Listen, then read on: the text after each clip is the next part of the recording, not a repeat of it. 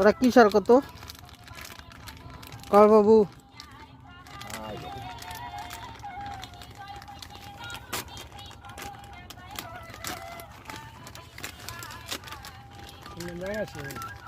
Magnesium.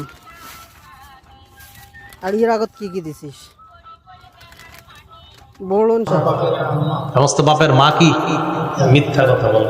সহিহ বুখারীর বর্ণনা 1903 নম্বর হাদিস, রাসূল সাল্লাল্লাহু আলাইহি সাল্লাম বলেন, মান লাম ইয়াদা কাওলা যুরি ওয়াল আমালা বিহি ফালাইসা লিল্লাহি হাজাতুন ফি আইয়াদা তাআমা ওয়া শারাবা।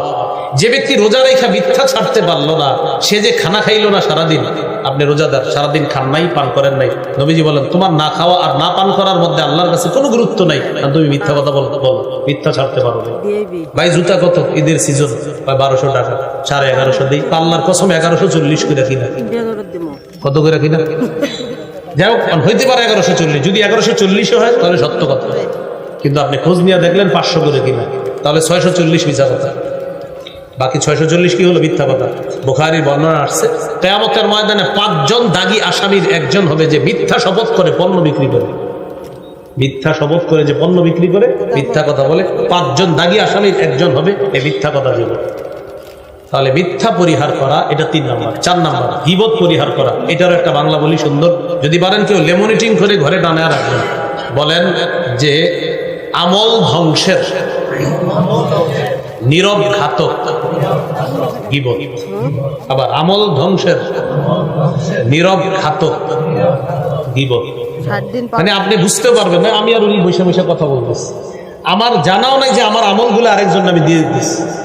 আমি ওনার সাথে বসে একজনের গীবত করতেছি, তো যার গীবত করতেছি আমি তো মাশাআল্লাহ ওনার সাথে বসে বসে গীবত করতেছি আর তাহাজ্জুদ নামাজের ফিরিস্তি শোনাইতেছি, কিন্তু আমার এই সব আমল নামা অন্যদিকে চলে যাচ্ছে। তাহলে আমল ধ্বংসের নীরব ঘাতক গীবত, এই জন্য গীবত করা যাবে না। এলো 4 নাম্বার। হ্যাঁ, আমল ধ্বংসের নীরব ঘাতক গীবত করা যাবে না, এটা হলো আপনার 4 নাম্বার। 5 নাম্বার লৌকিকতা পরিহার করা। ও আচ্ছা, একটু গুরুত্বপূর্ণ কথা। 4টা, প্রথম 4টা, আরো 2টা বলতেছি আমি। ঝগড়া করি কি দিয়ে? আচ্ছা, অনর্থক কথা বলি কি দিয়ে? মিথ্যা বলি কি দিয়ে? গীবত করি কি দিয়ে?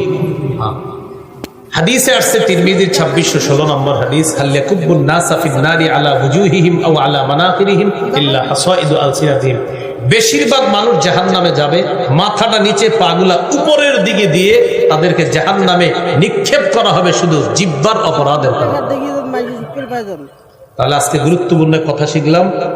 মিথ্যা বলি জিহ্বা দিয়ে, অনর্থক কথা বলি জিহ্বা দিয়ে, ঝগড়া করি জিহ্বা দিয়ে, গীবত করি জিহ্বা দিয়ে, আর জিহ্বা বেশিরভাগ মানুষকে জাহান্নামে নিবে।